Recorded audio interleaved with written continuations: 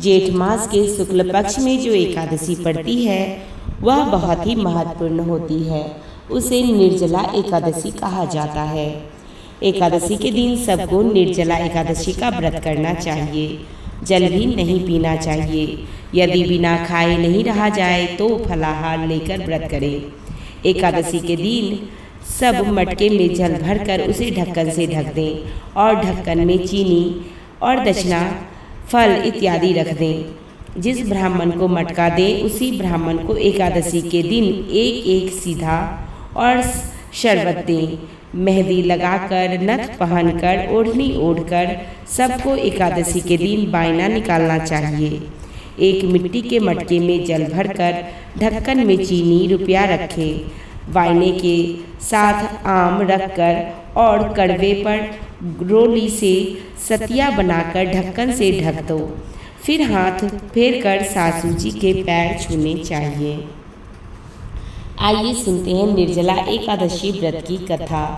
एक समय की बात है कि भीमसेन ने व्यास जी से कहा, भगवान युधिष्ठिर, अर्जुन, नकुल और सहदेव, कुंती तथा द्रौपदी सभी एकादशी का व्रत रखते हैं तथा मुझसे भी यह कार्य करने को कहते हैं।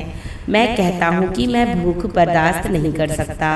मैं दान देकर तथा वासुदेव भगवान की अर्चना करके उन्हें प्रसन्न कर लूँगा।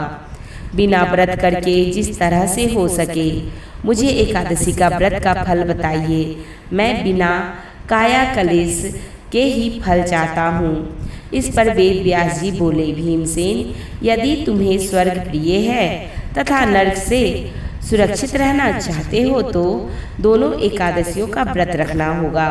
भीमसेन बोले, हे देव, एक समय के भोजन करने से तो मेरा काम न चल सकेगा। मेरे उदर में वक्र नामक अग्नि निरंतर प्रज्वलित रहती है। पर्याप्त भोजन करने पर भी मेरी क्षुधा शांत नहीं होती। हे ऋषिवर, आप कृपया करके मुझे ऐसा व्रत बताइए कि जिसके करने मात्र से मेरा कल्याण हो सके। व्यास जी बोले, हे भद्र, ज्येष्ठ की एकादशी जो कि शुक्ल पक्ष में आती है उसे निर्जला करो। स्नान आचमन में जल ग्रहण कर सकते हो। अन्न बिल्कुल न ग्रहण कीजिए। अनाहार लेने से व्रत खंडित हो जाता है। तुम भी जीवन प्रयत्न इस व्रत का पालन करो। इससे तुम्हारे पूर्वकृत एकादशियों के अन्न खाने का पाप समूल रूप से विनष्ट हो जाएगा। इस दिन ओम नमो भगवते वासुदेवाय मंत्र का उच्चारण करना चाहिए एवं गौदान करनी चाहिए। व्यास अनुसार भीमसेन ने बड़े साहस के साथ निर्जला एकादशी का यह व्रत किया, जिसके परिणाम स्वरूप प्रातः होते होते संज्ञाहीन हो गए। तब पांडवों ने गंगाजल, तुलसी, चरना अमृत प्रसाद देकर उनकी मूर्छा दूर की। तभी से भीमसेन पाप मुक्त हो गए। ये अब एकादशी की दूसरी कथा को सुनते हैं। एक महंत की कथा। एक समय की बात है, श्री ठाकुर मंदिर के महंत, जो प्रभु के बहुत प्रिय भक्त थे, अपने कुछ शिष्यों को साथ लेकर दक्षिण में तीर्थ दर्शन करते हुए एक नगर में पहुँचे। संध्या का समय था। मार्ग में बहुत ही रमणीय उपवन देख महंत जी का मन हुआ कि यहीं कुछ देर विश्राम करें और भोजन प्रसाद बनाकर हरि नाम कीर्तन किया जाए। संयोग से वह स्थान एक वैश्या का था। वैश्या वहीं पास के भवन में रहती थी। महंत जी और उनके शिष्यों को इस बात का पता नहीं था कि जिस जगह वे रुके हैं वह स्थान एक वैश्या का है। वैश्या भी दूर से अर्थात अपने भवन से ही हरि भक्तों की क्रियाओं का आनंद ले रही थी। आज मानो संतों के प्रभाव मात्र से पाप आसक्त उस वैश्या के हृदय में भी प्रभु का प्रेम उपज गया। उसने स्वयं को भागी जानकर संतों को ज्ञात न हो जाए यह जानकर और अपने बारे में कुछ न बताकर दूर से ही अपने भवन से ठाकुर जी के दर्शनों का आनंद लिया। जब सभी संतों का भोजन प्रसाद और संकीर्तन समाप्त हुआ तो अंत में वैश्या ने एक थाल में बहुत सारा स्वर्ण मुद्राएं लेकर महंत जी के समक्ष प्रस्तुत की और महंत जी को प्रणाम किया। उनसे बताया कि यह स्थान मेरा ही है, मैं यहाँ की मालकिन हूँ। महंत जी को यह जानकर बड़ी प्रसन्नता हुई और आभार व्यक्त करते हुए उन्होंने कहा कि यह बहुत ही रमणीय स्थान है। हमारे ठाकुर जी को भी यह स्थान संकीर्तन में बड़ा पसंद आया। अब वैश्या ने वह स्वर्ण से भरा हुआ थाल महंत जी की सेवा में प्रस्तुत किया। सच्चे संतों का स्वभाव होता है कि वे बिना जाने किसी भी अनजान व्यक्ति का धन या सेवा नहीं लेते हैं और शास्त्र भी अनुमति नहीं देती है। अतः महंत जी ने उस वैश्या से कहा कि हम बिना यह जाने यह धन स्वीकार नहीं कर सकते कि आपने किस तरह से यह धन अर्जित किया है। वैश्या ने भी द्वार पर आए संतों से झूठ न कहकर सारी बात सच सच बता दी।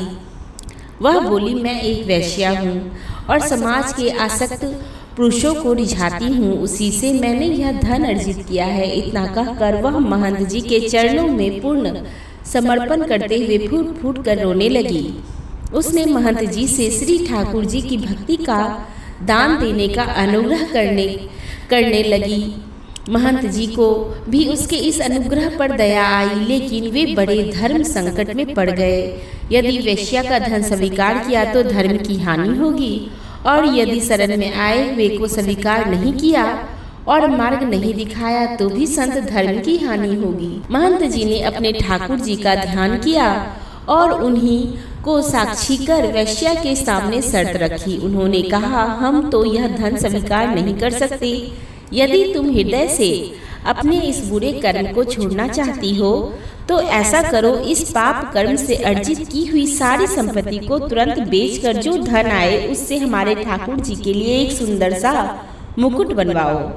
यदि हमारे प्रभु वह मुकुट स्वीकार कर लें तो समझ लेना उन्होंने तुम्हें माफ करके अपनी कृपा प्रदान की है। वैश्या का मन तो पहले से ही निर्मल हो चुका था। महंत जी की आज्ञा सिरोधार्य कर उसने तुरंत संपूर्ण संपत्ति बेचकर ठाकुर जी के लिए कई लाख रुपए का सुंदर मुकुट बनवाया।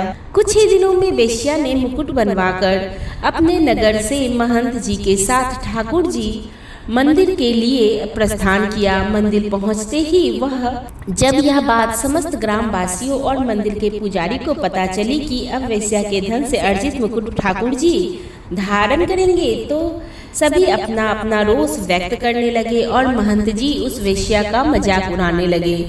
महंत जी सिद्ध पुरुष थे और ठाकुर जी के सर्वविदित प्रेम भक्त भी थे, इसीलिए किसी ने उनका विरोध करने की चेष्टा नहीं की। जैसे ही वह वैश्या मंदिर में प्रवेश करने लगी, द्वार तक पहुंची ही थी कि पूर्व का पाप बीच में आ गया। वैश्या वहीं राजस्वला हो गई।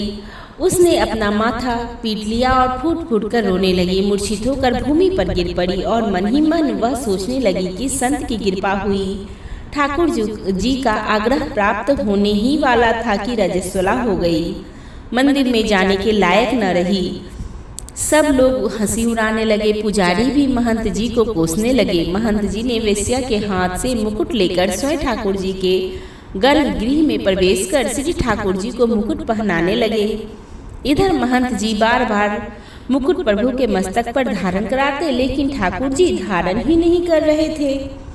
मुकुट बार बार ठाकुर जी के मस्तक से गिर जाता था। अब महंत जी भी निराश हो गए। सोचने लगे, हमसे ही बहुत बड़ा अपराध हुआ है। शायद प्रभु ने उस वैश्या को स्वीकार नहीं किया, इसीलिए ठाकुर जी मुकुट धारण नहीं कर रहे हैं। अपने भक्त को निराश देखकर ठाकुर जी से रहा नहीं गया। वो अपने श्री विग्रह से ही बोल पड़े, बाबा आप निराश मत हो, हमने उसी दिन उस वैश्या को स्वीकार कर लिया था जिस दिन आपने उसे आश्वासन देकर हमारे लिए मुकुट बनवाने को कहा था। महंत जी ने कहा, प्रभु जब स्वीकार कर ही लिया है तो फिर उस बेचारी का लाया हुआ मुकुट धारण क्यों नहीं कर रहे हैं? ठाकुर जी बोले, मुकुट तो हम उसी वैश्या के हाथ से ही धारण करेंगे, इतने प्रेम से लाई है तो पहनाने का भी हक उसी का है। महंत जी ने कहा, प्रभु जी वह रजस्वला है, इसीलिए वह मंदिर में प्रवेश नहीं कर सकती। अब तो ठाकुर जी जिद करने लगे, इसी समय लाओ, हम तो उसी के हाथ से पहनेंगे। मंदिर के समस्त पुजारियों ने प्रभु की यह आज्ञा सुनकर दांतों तले उंगली दबा ली। सभी विस्मित हो गए। संपूर्ण मंदिर में हाहाकार मच गया। जिसने सुना वह अचंभित हो गया। ठाकुर जी की आज्ञा को सिरोधार कर सैकड़ों लोगों की उपस्थिति में उस वेश्या को सम्मान पूर्वक मंदिर में प्रवेश करवाया गया। अपने हाथों से वेश्या ठाकुर जी को मुकुट धारण करने लगी। नैनों के अविरल आंसू की धारा बह रही थी, किंतु अद्भुत दशा हुई होगी। जरा सोचिए, ठाकुर जी भक्त की इसी दशा का तो आनंद ले रहे थे। ठाकुर जी का श्री विग्रह बहुत बड़ा होने के कारण ऊपर चढ़कर मुकुट पहनाना पड़ता था। भक्त के आंसू से प्रभु के संपूर्ण मुखार बिंद का मानो अभिषेक हो गया। वेश्या के मुख से शब्द नहीं निकल रहे थे, नयन अविरल आंसू बह रहा था। आज ठाकुर जी ने उस प्रेम स्वरूप भेंट स्वीकार करते हुए अपना मस्तक नीचे झुका लिया और मुकुट धारण कर उस वेश्या को वह पद प्रदान किया जिसके लिए बड़े बड़े देवता, संत, महात्मा हजारों वर्ष तक अनुष्ठान करते हैं, लेकिन उन महाप्रभु का अनुग्रह प्राप्त करने में असमर्थ रहते हैं। दीन दयाल करुणा निधान प्रभु जब किसी भक्त की करुणा पुकार पहुंचती है तो अपने आप को रोक नहीं पाते और दौड़े चले आते हैं अपने भक्त के पास। बोलिए श्री हरि विष्णु की जय, एकादशी माता की जय, श्रवण करने वाले की जय, कथा कहने वाले की जय। बोलिए प्रभु लक्ष्मी नारायण की जय।